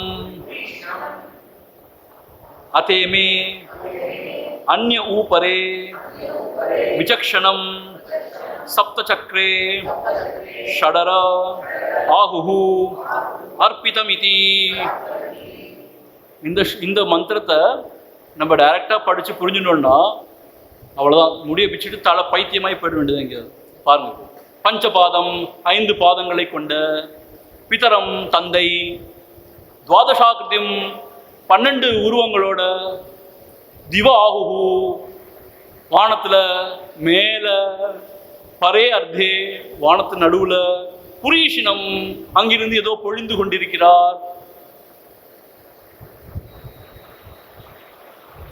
அதேமே அந்நியவு இன்னும் சிலர் என்ன சொல்றாங்கன்னு கேட்டா, அந்நியவுன்னு இன்னும் சிலர் என்ன சொல்றாங்கன்னு கேட்டா, பரே விசக்ஷணம் அவர் ரொம்ப புத்திசாலி, சப்த சக்கரே 7 சக்கரங்களோடு கூடிய, ஷடரஹா 6 இந்த கம்பிகள் சக்கரத்தில் எதிர்க்குமே அது பேர் ஸ்போக்ஸ், அந்த மாதிரி 6 கம்பிகளை கொண்ட, ஆகுஹு அர்ப்பிதமிதி அவர்கள்தான் எல்லாமே தங்கி இருக்கிறது. இப்படி சொன்ன என்ன ஆகும்? என்னதான் சொல்ல வரீங்க கடைசியில்? இப்போ நம்ம சந்திராயணம் இது சாரி அது என்ன அந்த 2 ரித்தவு 2 அயனம் பார்த்தோம் இல்லையா, தட்சிணாயனம் உத்தராயணம், அதெல்லாம் பற்றி பேசிட்டு அதை விளக்க வர ஸ்லோகம் சொல்லிட்டு, பஞ்சபாதம் 5 பாதங்களை கொண்ட, பிதரம் தந்தை, துவாதசாகிருத்தியம் 12 உருவங்களை தாங்கி வானத்து மேலிருந்து ஒழுகிறார். இன்னும் சில பேர் சொல்றாங்க ரொம்ப புத்திசாலி, 7 சக்கரங்களை கொண்டு 6 அந்த கம்பிகளை கொண்ட, அதில்தான் எல்லாமே ஸ்தாபிக்கப்பட்டிருக்குன்னு சொன்னா, காட் யூ ஆர் கான். ஆனா இங்க என்ன சொல்றாங்க கேட்டா, இங்க சூரியனை தான் இதை குறிக்கப்பட்டிருக்கு. He is a lord of time. என்ன சொல்லப்பட்டிருக்கு? பஞ்ச பாதம்னு சொன்னா, 5 பாதம்னு சொல்ற இந்த தந்தை பிதரம் அப்படின்னு சொன்னா, 6 காலங்கள் இருக்குல்ல, பருவங்கள், 6 பருவங்கள் தான் இங்க வந்து 5ஆ குறிச்சிருக்கோம். ஏன்னு கேட்டா, இந்த ஹேமந்த ரித்தவையும் சிசிர ரித்தவையும் ஒன்னா கன்சிடர் பண்றது. அதாவது லேட் ஆட்டம் அண்ட் வின்டர், இதை வந்து நம்ம நாட்டில் ரொம்ப பெரிய ஒரு வித்தியாசம் இல்லாதனால 5 சொல்லக்கூடிய நிலைமை இருக்கும். 6 சீசன்ஸில் இந்த 2 சேர்த்து 5 சீசன் சொல்றதுனால, அந்த த லார்ட் ஆஃப் த டைம் யாரு? இங்கே சூரிய பகவான் சொல்லிட்டு இருக்கோம் இல்லையா. ஸோ 5 பாதங்களை கொண்டிருக்கிறார் அப்படின்னு சொல்லப்பட்டிருக்கு. 12 ஆக்கிருதி அப்படின்னு என்ன அர்த்தம்னு கேட்டால், 12 மாதங்களாக தான் அவர் பரிணமிக்கிறார். 12 மாதமாக அப்படின்னா நமக்கு தெரியும் இல்லையா. அப்படின்னா அவர்னால தானே இங்கே மழையே பொழிகிறது இல்லையா. யோசிச்சு பாருங்க, வானத்திலிருந்து மழையை பொழிக்கிறார்னா சூரியனுடைய கதிர்களால தான் இந்த ஜலம்லாம் நீராவியாகி திருப்பி மழையா பொழிகிறது இல்லையா. ஸோ அதுதான் இங்கே சொல்லப்பட்டிருக்காரு. அப்போ சூரியனை பற்றி தான் இங்கே சொல்லப்பட்டிருக்கு. He is the lord of time. அது மாத்திரம் இல்லை, இன்னும் சில பேர் என்ன சொல்றாங்கன்னா, விசக்ஷணம்னா ரொம்ப எல்லாம் அறிந்தவர். சப்த சக்கரேன்னா இங்க என்ன குருதேவர் சொல்றாங்கன்னா, 7 குதிரையை கொண்ட ரதத்துல போறாராம். அப்படிதானே சொல்றோம். ஒரு வீக்ல 7 டேஸ் 7 டேஸ் அப்படிதான் சூரியநாராயண பகவான் நம்ம இதுல சொல்லப்பட்டிருக்காரு சாஸ்திரங்கள்ல. 7 குதிரையை கொண்டு போறாருன்னு சொல்லிட்டு, அதுல 6 ஸ்போக்ஸ் சொல்லப்பட்டிருக்கு பார்த்தீங்களா. அந்த 6 ஸ்போக்ஸ்ங்கிறது திருப்பி 6 பருவம். அது இன்னும் சில பேர் சொல்றாங்க இல்லையா. அப்படிப்பட்ட அந்த காலத்தில் தான், அந்த காலத்தோட அதிபதியாகிய அவர்கள்தான் இங்கு எல்லாமே நிலைத்திருக்கிறது இல்லையா. என்ன அர்த்தம்? காலம் பொல்லாதுன்னு சொல்றோம் இல்லையா, எல்லாமே காலம்னு சொல்றோம். காலத்தான் எல்லாம் தங்கி இருக்குன்னு சொல்றோம் இல்லையா. ஸோ அப்படிப்பட்ட காலத்துக்கு அதிபதியாகிய அவர்கள் தான் இங்க எல்லாமே தங்கி இருக்கிறது அப்படிங்கிற மாதிரி ஒரு வேத மந்திரம் சொல்லி இருக்கு அப்படின்னு சொல்றாரு. இதுக்கு மேல இது ரொம்ப பார்க்க வேண்டாம், நம்ம அடுத்த மந்திரத்துக்கு போவோம். மாசோ வை பிரஜாபதி தஸ்ய கிருஷ்ணபக்ஷ ஏவ ரைஹி சுக்லஹ பிராணஹ தஸ்மாதேத ரிஷயஹ சுக்ல இஷ்டம் குர்வந்தி இதரஸ்மின் மாசௌவை பிரஜாபதி தஸ்ய கிருஷ்ணபக்ஷ ஏவ ரைஹி சுக்ல பிராணஹ தஸ்மாதேத ரிஷயஹ சுக்ல இஷ்டம் குர்வந்தி இதரஸ்மின். இப்போ எப்படி சொன்னார்? வருடமா இருக்கிறவர் அந்த பிரஜாபதி சொன்னார் இல்லையா? இப்போ அடுத்து மாசங்களா இருக்கிறவன் பிரஜாபதி தான் சொல்றார். ஏன்னா வருடம்னு சொன்னா அதோடைய ஒரு என்ன சொல்றது, அதோட ஸ்மாலர் யூனிட் தான் மந்த்ஸ் இல்லையா? ஸோ அதுவும் பிரஜாபதினா ஸ்மாலர் யூனிட் இருக்கிற மாதங்களும் பிரஜாபதி தான். பிரஜாபதி தான் அப்படி மாதங்களாகவும் வரார். அதுல கூட என்ன சொல்றாருன்னா சுக்லபக்ஷம் கிருஷ்ணபக்ஷம் சொல்றோம் இல்லையா? வளர்பிறை தேய்பிறைன்னு சொல்றோம். வளர்பிறைன்னு சொன்னா அமாவாசையிலிருந்து பௌர்ணமிக்கு போற அந்த 15 நாட்கள் பிறை வளர்றது பிரைட் ஆகிட்டே போறதுனால சுக்லபக்ஷம்னு சொல்லுவோம். சுக்லன்னா ஒயிட்னு அர்த்தம், பிரைட்னு அர்த்தம். சுக்லபக்ஷம். அந்த சுக்லபக்ஷம் அதுதான் சன் ஆஸ்பெக்ட், பிராணன். எல்லாத்துலேயுமே இந்த பிராணன் ரையை சொல்லிட்டே வர்றாரு பார்த்தீங்களா?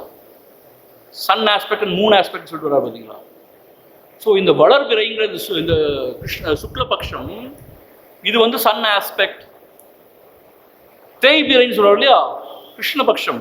அப்படின்னா என்னதோ பௌர்ணமியிலேருந்து அமாவாசை போகிறது தேஞ்சிட்டே போகுது இல்லையா? கிருஷ்ண கருப்புன்னு அர்த்தம். டார்க் காம்ப்ளெக்ஷன்டாக கிருஷ்ணன்னே சொல்கிறோம் அவர். ஸோ அது கிருஷ்ணபக்ஷங்கிறது அது வந்து அந்த ரைங்கிற அந்த ஆஸ்பெக்டை குறிக்குது. அதுதான் அந்த ஃபுட் அல்லது அந்த சந்திரமாவை குறிக்கக்கூடியது. இதில் என்ன விசேஷம் கேட்டால் தஸ்மாத் ஏத ரிஷயா சுக்ல இஷ்டம் குர்வந்தி. ஆகவே தான் இந்த ரிஷிகள் எல்லாம் நல்ல பலனை வேண்டி இன்னும் இஃபெக்டிவாக இருக்கணுங்கிற பலனை வேண்டி தான் இந்த சுக்லபக்ஷத்தில் தான் எல்லா கர்மங்களையும் செய்கிறார்கள், நல்ல காரியங்கள் எல்லாம். நம்ம சொல்லுவோம் இல்லையா, வளர்பிறையில் வச்சுக்கோங்க முகூர்த்தத்தைன்னு சொல்கிறோம் இல்லையா? தேய்பிறையில் வேண்டாம், வளர்பிறையில் வச்சுக்கோங்க சொல்கிறோம் இல்லையா? அது காரணம் இட் ரெப்ரசன்ட்ஸ் சன், பிரைட். அதில் நிறைய எனர்ஜி, ரொம்ப நல்லா எல்லாம் எஃபிஷியண்ட்டாக எல்லாம் நடக்கும் அப்படிங்கிற மாதிரி.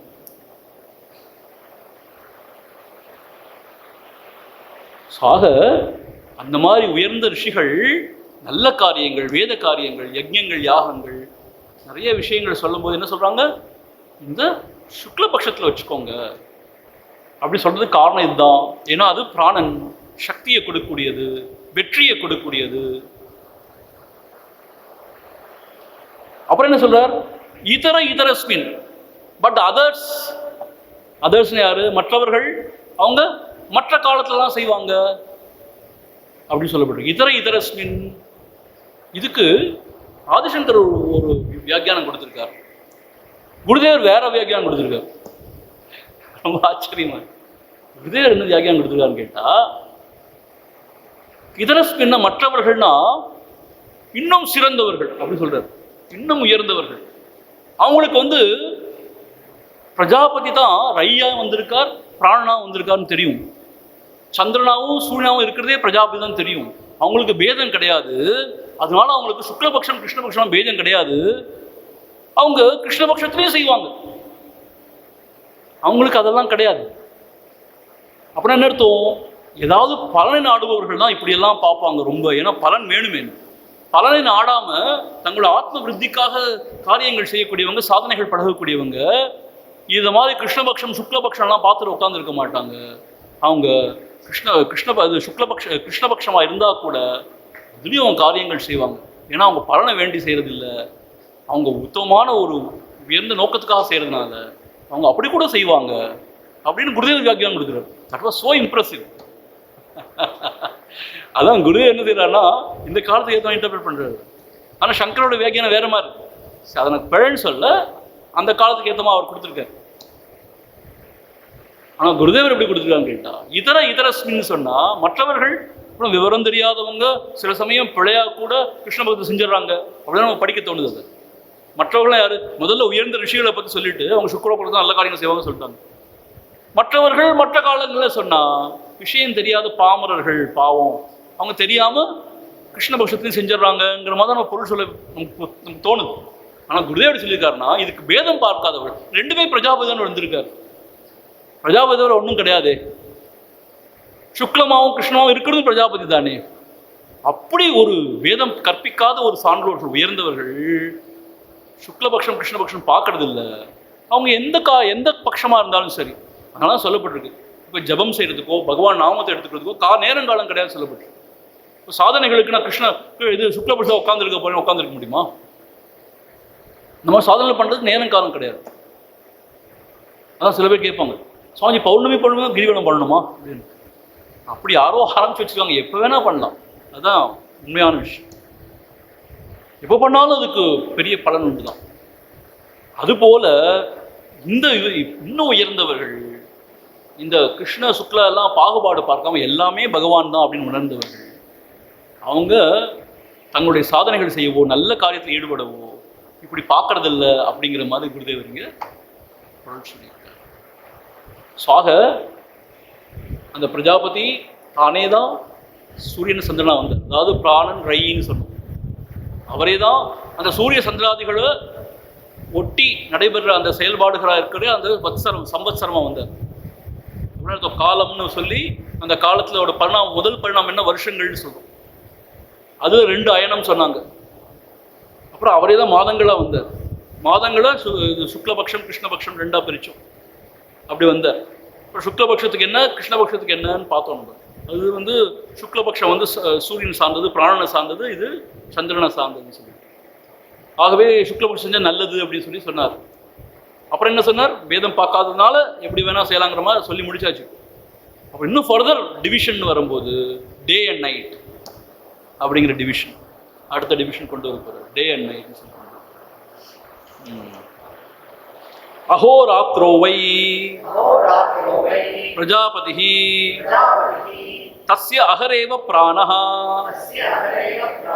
ராத்ரிரேவ ரைஹி பிராணம் வா ஏதே பிரஸ்கந்தந்தி ये दिवा रत्या संयुज्यन्ते ब्रह्मचर्यमेव तद् यदि रात्रौ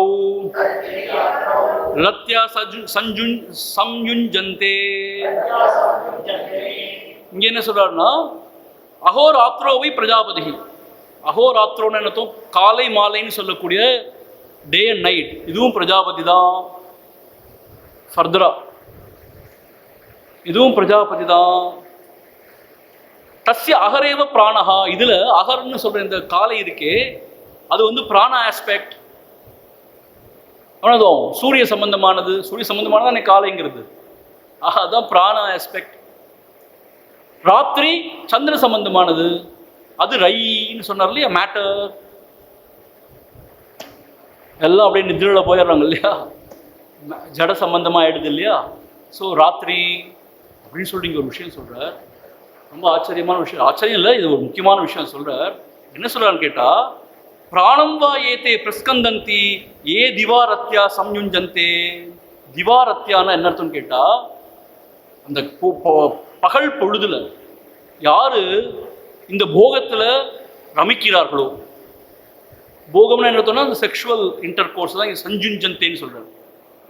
அவர்கள் அப்படி ஒரு போகத்தில் திளைக்கிறார்களோ அவர்களுக்கு சக்தி வீணாகிறது, அது நன்மையை செய்யாது.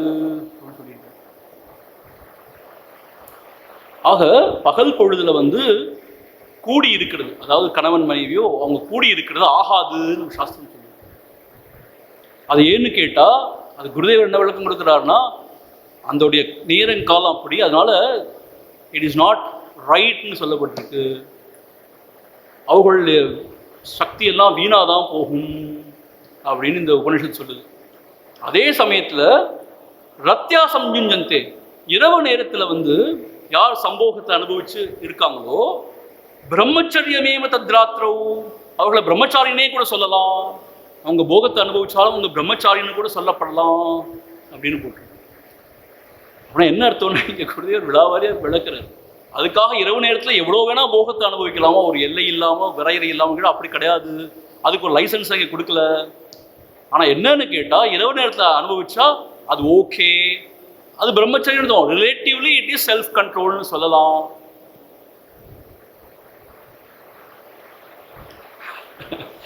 அதான் குருதேவ் எப்படி ஆரம்பிச்சிருக்க தெரியுமா? நான் வாசிக்கிறேன் பாருங்களேன். குருதேவருக்கு எப்படி கமெண்ட்ரி ஆரம்பிச்சிருக்காரு, ரொம்ப இன்ட்ரெஸ்டிங்காக இருக்கு. Satan can read the Bible. He reads it and uses it for his own suicide.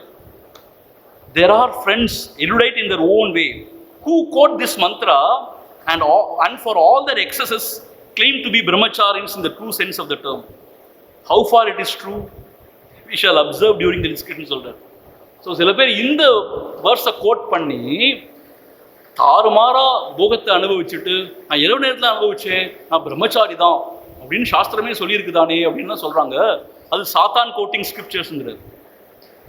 அப்படி கிடையாதுங்கிறது. அது என்ன சொல்றான்னு கேட்டா, okay relatively it is a part of self control தான்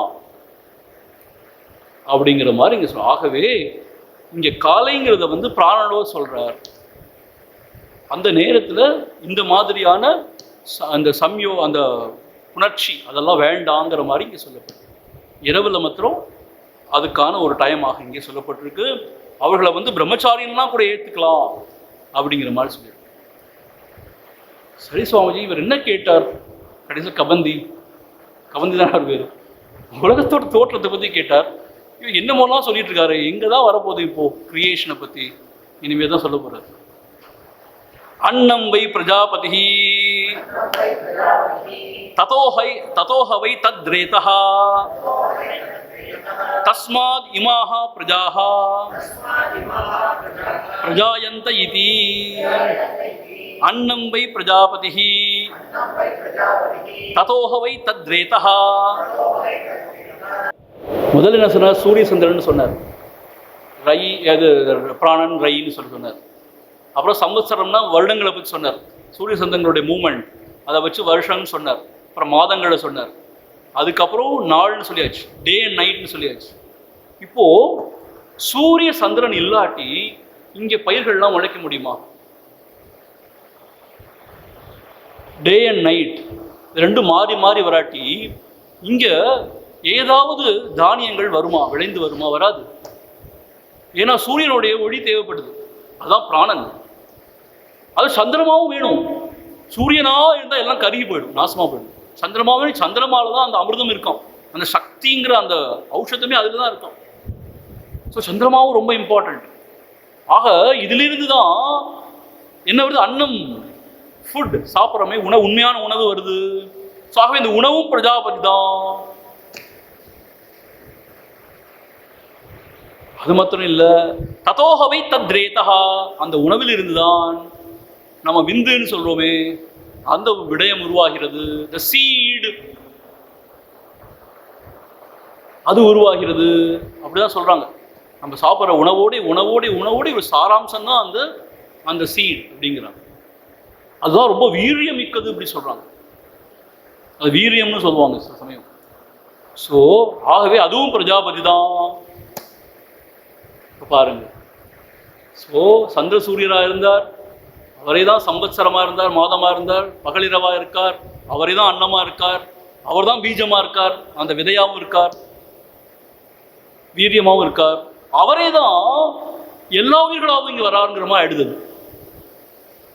தஸ்மாத் இமாஹா பிரஜாஹா பிரஜயந்த இதி, அப்படிதான் இங்கே உள்ள உயிர்களாக அவர் பரிணமிக்கிறார். ஸோ இங்கே குருதேவர் என்ன சொல்றான்னு கேட்டா, it is significant here to note that the day which is nothing but Prajapati produces food.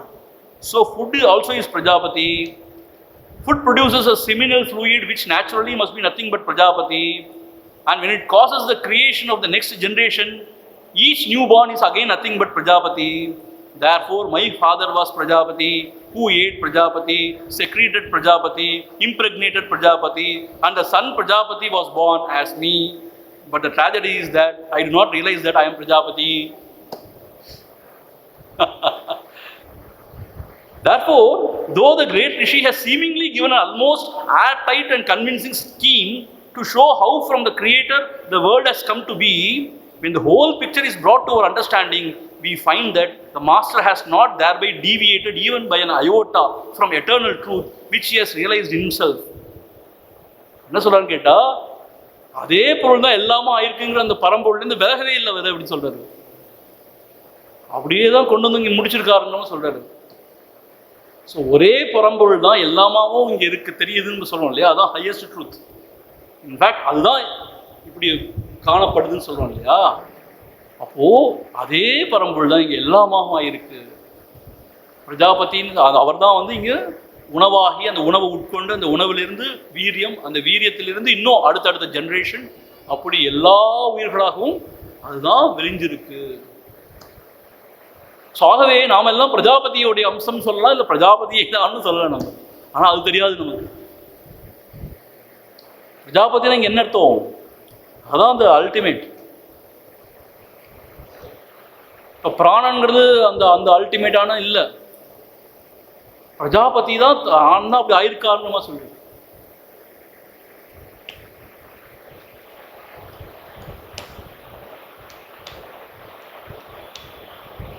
ஆக முதல்ல என்ன கேள்வி கேட்கப்பட்டது? கபந்தி, இந்த உயிர்கள்லாம் எப்படி வந்ததுன்னு கேட்கப்பட்டது.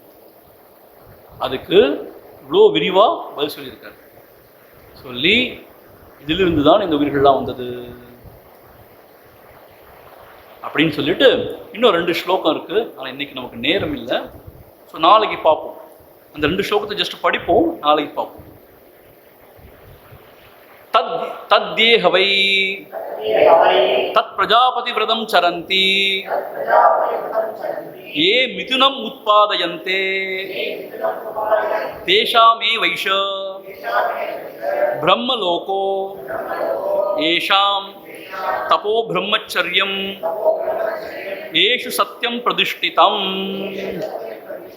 என்ன சொல்றான்னு கேட்டா, அப்படி பிரஜாபதி விரதத்தை அனுஷ்டிப்பவர்கள் என்ன செய்வாங்கன்னு கேட்டா, 2க்கு மேல பெற்றுக்க மாட்டாங்க அப்படின்னு சொல்லப்பட்டு. குருதேவர் ரொம்ப ஆச்சரியமா இங்க எழுதியிருக்காரு. அந்த காலத்திலேயே நம்ம ரிஷிகள் அப்படி ஒரு யோசனை செஞ்சு வச்சிருக்காங்க. என்ன அர்த்தம் கேட்டால், எப்போ பாரு போகத்தில் ஈடுபட்டு குழந்தை குட்டின்னா பெருக்கிக்க மாட்டாங்க. ஆனால் வம்ச விருத்தின்னு சொல்றதுக்காக 1 2 பெற்றுப்பாங்க. பிரஜாபதி விரதம் சொல்லுவாங்க. மிதுனம் உத்பாதயந்தி, மிதுனம்னு 2 ட்வின் பாய் அண்ட் கேர்ள் வச்சுப்போமே. மிதுனம் உத்பாதயந்தி தேஷாம் ஏஷா பிரம்மலோக ஏஷாம் தபோ பிரம்மச்சரியம் ஏஷு சத்தியம் பிரதிஷ்டிதம். அதுக்கு பதில் என்ன செய்வாங்க அவங்க? பிரம்மச்சரிய விரதம், தபஸ் இதெல்லாம் மேற்கை கொண்டு ஆத்ம லாபத்துக்காக அவங்க வாழ்வாங்க. வாழ்ந்து அந்த பிரம்மலோகத்தை அடைவார்கள். இந்த உலகத்திலேயே போகத்தில் ஈடுபட்டு இன்னும் சம்சாரம் பெருக்கி கொண்டு குழந்தை குட்டின்னு தவிக்க மாட்டாங்க இங்க. ஆனால் கிரகஸ்தாசிரமத்தில் ஈடுபடுற ஒரு சிஷ்யனுக்கு சொல்றதுனால என்ன சொல்லியிருக்கார்? அப்படிப்பட்ட பிரஜாபதி விரதத்தை மேற்கொள்றவர்கள் மிதுனம் 2 தான். ஸோ இந்த காலம் அது கூட கிடையாது, இன்னும் 1 ஆயிடுச்சு அது. ஸோ இங்கே குருதேவர் ரொம்ப ஆச்சரியமாக சொல்கிறார், இந்த ஒரு விஷயத்தை நம்ம ஃபாலோ பண்ணியிருந்தா எவ்வளவோ நன்மை இருந்திருக்குமே அப்படிங்கிற மாதிரி. அதே மாதிரி அடுத்த செய்தியில் சொல்லப்பட்டிருக்கு, யார் பொய் புரட்டு கள்ளம் கபடம் இதெல்லாம் விட்டொழிக்கிறாங்களோ, மாயா க்ரூக்கட்னஸ், அவங்க தான் அந்த உயர்நிலையை அடைய முடியும் அப்படின்னு சொல்லப்பட்டு இதை சொல்லி இதை முடிக்கிறார் இந்த சாப்டர். ஆகவே பிரம்மச்சரியம், தபஸ் பிரம்மச்சரியம், ஸ்ரத்தையா வித்யான்னு சொன்னார் இல்லையா, இதெல்லாம் அனுஷ்டித்து இந்த உலக விவகாரத்தில் தாமரையிலையும் தண்ணீரும் போல இருந்து அளவோட இயங்கி ஆனால் பரம விஷயத்தை நினைக்கிறவங்க. அது மாத்திரம் இல்லை, பொய் புரட்டு, ஒரு பகட்டு, ஒரு க்ரூக்கட்னஸ், குறுக்கு புத்தின்னு சொல்லுவாங்க இல்லையா, அந்த மாதிரி இல்லாமல் நேர்மையாக சத்தியத்தோடு இருக்கிறவங்க, அவங்க தான் அந்த உயர்ந்த நிலையை அடைகிறார்கள். பிரம்மலோகனத்தை அந்த உயர்ந்த நிலையை அடைகிறார்கள்னு இங்கே சொல்லப்பட்டிருக்கு. இந்த 2 ஸ்லோகத்துக்கு இப்போ ரொம்ப டைம் இல்லை, அது நாளைக்கு நம்ம பார்ப்போம். அதோடு இந்த ஃபர்ஸ்ட் சாப்டர் நிறைவடையும். ஸோ கிரியேஷனை பற்றின அப்புறம் 2வது 3வது சாப்டரில் உபாசனைகள் சில டெக்னிக்ஸ்லாம் சொல்ல போகிறார். அந்த பரம்பொருளை எப்படி உபாசனை செய்கிறதுங்கிறதுலாம் பேச போகிறார். 2வது 3வது 4வது 5வதுல இந்த டிஃப்ரெண்ட் ஸ்டேட்ஸ், இந்த விழிப்பு நிலை, கனவு நிலை, ஆழ்ந்த அதுவும் ரொம்ப சீரியஸ் டாபிக்லாம் வருது. யார் உறங்குறா, யார் விழிக்கிறா, இதுக்கு என்ன பேதம் இருக்குது, எப்படி, அதெல்லாம் பேசப்படுறது. 6வது அத்தியாயத்துலலாம் இந்த பரம்பொருளை பற்றின விளக்கமும் அதை எப்படி அதை அனுசந்தானம் பண்ணணும் அதெல்லாம் சொல்லப்படுறது. ஓம் பூர்ணமத பூர்ணமிதம் பூர்ணாத் பூர்ணமுதச்யதே பூர்ணஸ்ய பூர்ணமாதாய பூர்ணமேவாவசிஷ்யதே. ஓம் சாந்தி சாந்தி சாந்தி. ஹரி ஓம். ஸ்ரீ குருப்யோ நமः. ஹரிஹி